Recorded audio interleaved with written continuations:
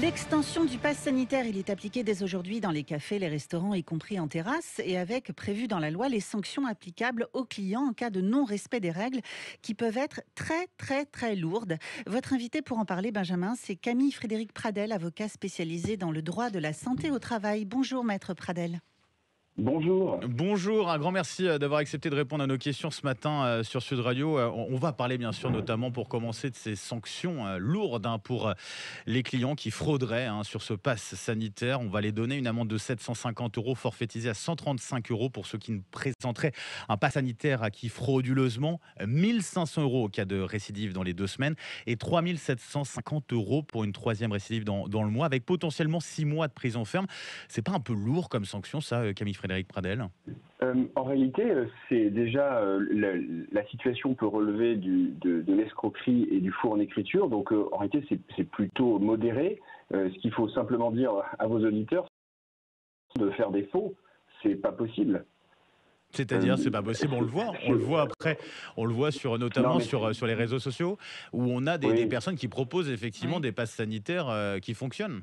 Non, mais le seul conseil à dire, c'est que c'est contraire à la loi. Il y a un pass sanitaire, il y a des gens contre qui s'expriment, il y a des gens pour qui s'expriment également, mais il est hors de question de faire des faux. Et c'est vrai qu'il y a des amendes, et ça peut aller jusqu'à la prison pour qui fait circuler ces faux. Et d'ailleurs, on pourrait dire que les auteurs du faux, là, engagent leur responsabilité de façon beaucoup plus grande. Est-ce qu'il y avait besoin d'une loi supplémentaire, justement, pour faire face à ces fraudes? Non, je pense que la volonté du gouvernement, c'est de faciliter la répression en forfaitisant les amendes. Donc là, ça va être assez simple pour eux de constater l'infraction, s'ils la constatent, et derrière d'engager des poursuites, vous voyez, sur la base de contravention. Ça permet d'aller plus vite en tout cas. Tout à fait. On observe en tout cas, je vous le disais, une multiplication ces derniers jours du nombre de plateformes d'anonymes qui se mettent à proposer ces faux passes sanitaires. Le ministère de la Santé dit suivre de très près ces risques de fraude. Est-ce qu'il y a un vrai enjeu là-dessus, Camille Frédéric Pradel? Est-ce que vous constatez justement qu'il y a un vrai risque dès à présent et qui sur ces fraudeurs, sur ces fraudes au pass sanitaire?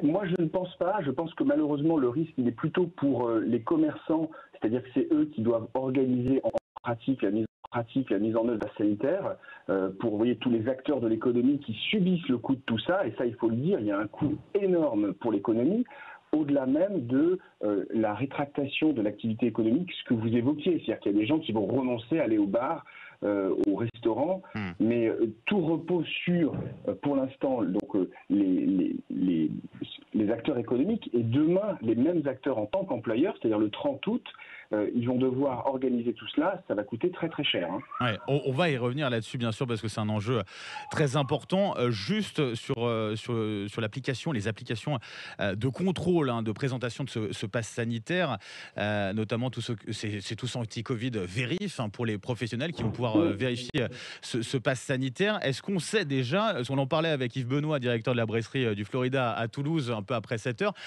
qui ne savait pas encore si ça allait marcher ou pas cette application. Est-ce qu'on sait déjà si c'est au point ou pas? Alors moi, je peux vous dire, pour l'instant, ça n'était pas au point hier. Ah oui.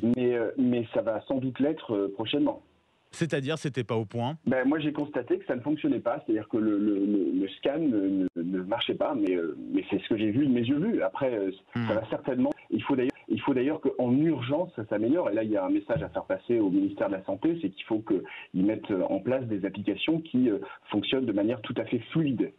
Bien sûr, vous avez parlé de la prochaine échéance, maître, ce sera le 30 août prochain avec le pass sanitaire obligatoire pour les entreprises qui accueillent du public. Là encore, vous le dites, il y a des inquiétudes là-dessus. Eh bien, la rentrée pour les DRH, les responsables HSE, elle va être très dure, et il va falloir qu'ils s'arment d'une grande patience, un sens de l'écoute, parce qu'on les place en première ligne pour faire appliquer cette mesure. Ça va prendre du temps. Vous avez vu derrière, il y a une mesure immédiate qui est la suspension du contrat de travail si la personne ne répond pas aux critères du pass sanitaire. Pour expliquer aux auditeurs, vous avez donc des activités économiques qui relèvent du pass sanitaire. En tout, ce sera applicable aux salariés de ces activités économiques. Donc, c'est les salariés des restaurants, des bars, des services de transport, des services de loisirs. Tous ces salariés, ils devront répondre aux critères du pass sanitaire. S'ils ne répondent pas, à ce moment-là, leur contrat de travail est suspendu. Donc, très concrètement, ils n'auront pas de salaire. Vous imaginez l'ambiance pour le DRH lorsqu'il va devoir signifier cela à son salarié qui, par exemple, vient de faire 1 heure de transport pour se rendre à son travail. Ça va être très compliqué. Et le maître mot, là, c'est humanité, bienveillance, dialogue, mais ça va être compliqué. Hein. D'autant que c'est tombé un petit peu en plein été, donc période de Oui. congé pour certains DRH, donc va falloir bien s'y mettre, s'y adapter très rapidement dès la rentrée. Ça va être compliqué en plus là-dessus. Complètement, complètement. Et vous avez vu qu'on a eu un discours du président de la République le 12 juillet, la loi qui a quand même été votée extrêmement rapidement. Les décrets pour aujourd'hui, 9 août, ils sont parus hier dimanche. Ouais, tout à fait.